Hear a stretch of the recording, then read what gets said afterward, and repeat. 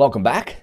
In the last video, we covered squeezing, unsqueezing, and permuting, which I'm not going to lie, these concepts are quite a lot to take in, but just so you're aware of them, remember, what are they working towards? They're helping us fix shape and dimension issues with our tensors, which is one of the most common issues in deep learning and neural networks. And I issued you the little challenge of changing a value of x original to highlight the fact that permute returns a different view of the original tensor. And a view in PyTorch shares memory with that original tensor. So if we change the value at 0, 0, 0 of x original to, in my case, 728,218, it happens, the same value gets copied across to x permuted. So with that being said, we looked at selecting data from tensors here, and this is using a technique called indexing. So let's just rehash that, because this is another thing that can be a little bit of a hurdle when first working with multidimensional tensors. So let's see how we can select data from tensors with indexing.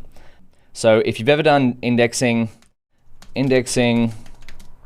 with PyTorch is similar to indexing with NumPy. If you've ever worked with NumPy and you've done indexing, selecting data from arrays, NumPy uses an array as its main data type, PyTorch uses tensors. It's very similar. So let's again start by creating a tensor. And again, I'm just going to add a few code cells here so I can make my screen right in the middle. Now we're going to import torch. Again, we don't need to import torch all the time, just so you can run the notebook from here later on. X equals torch dot. Let's create a range again, just nice and simple. This is how I like to work out the fundamentals too, is just create a small range, reshape it, and the reshape has to be compatible with the original dimension. So we'll go 1, 3, 3.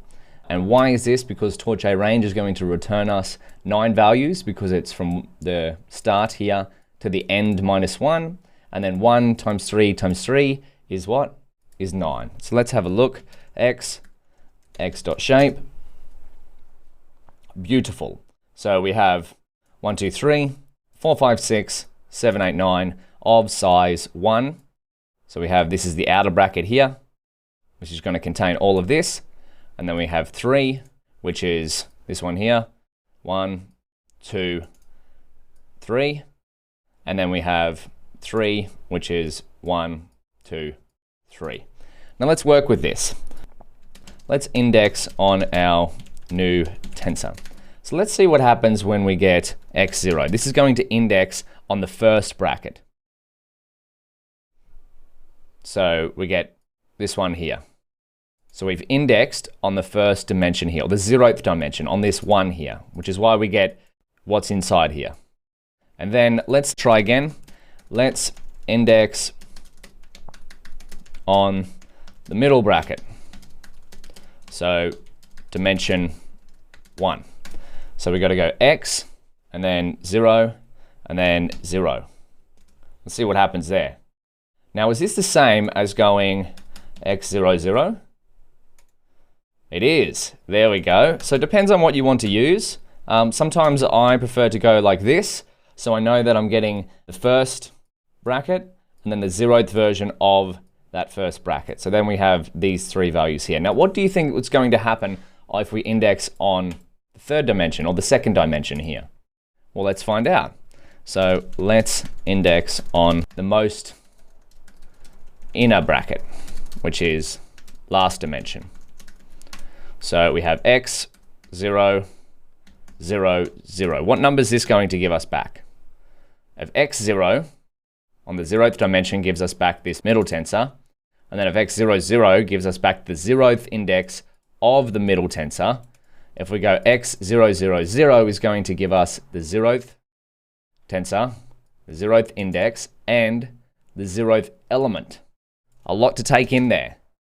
But what we've done is we've just broken it down step by step. We've got this first 0 targets this outer bracket and returns us all of this. And then 0, 0 targets this first because of this first 0. And then the 0 here targets this.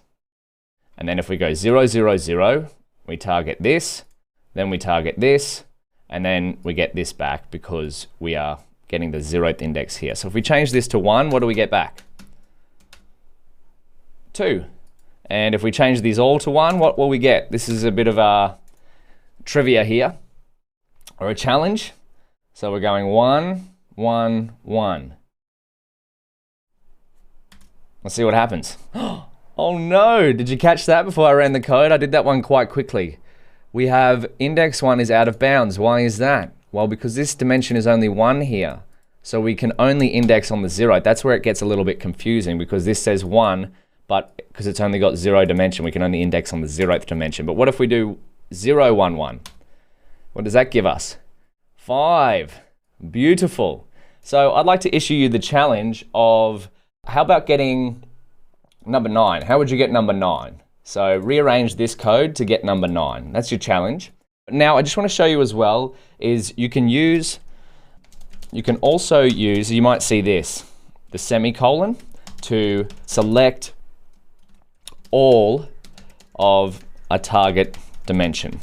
So let's say we wanted to get all of the 0th dimension, but the 0th element from that. We can get 1, 2, 3. And then let's say we want to say, get all values of the 0th and 1st dimensions, but only index 1 of the 2nd dimension. Oh, that was a mouthful.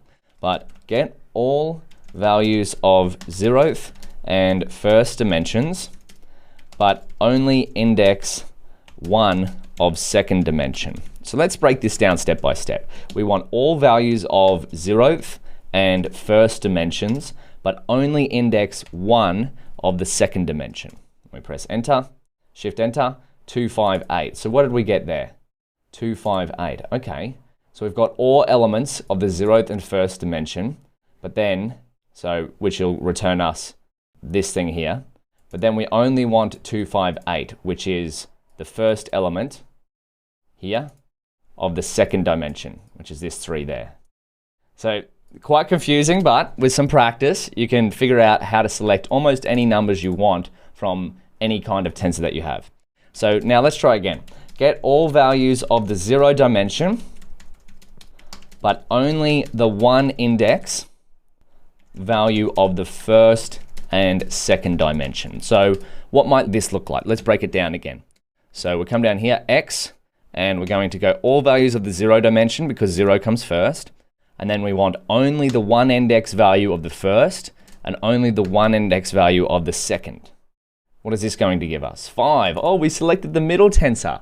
So really, this line of code is exactly the same as this line of code here, except we've got the square brackets on the outside here because we've got this semicolon there.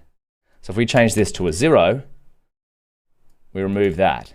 But because we've got the semicolon there, we've selected all the dimensions, so we get back a square bracket there. Something to keep in mind. Finally, let's just go one more.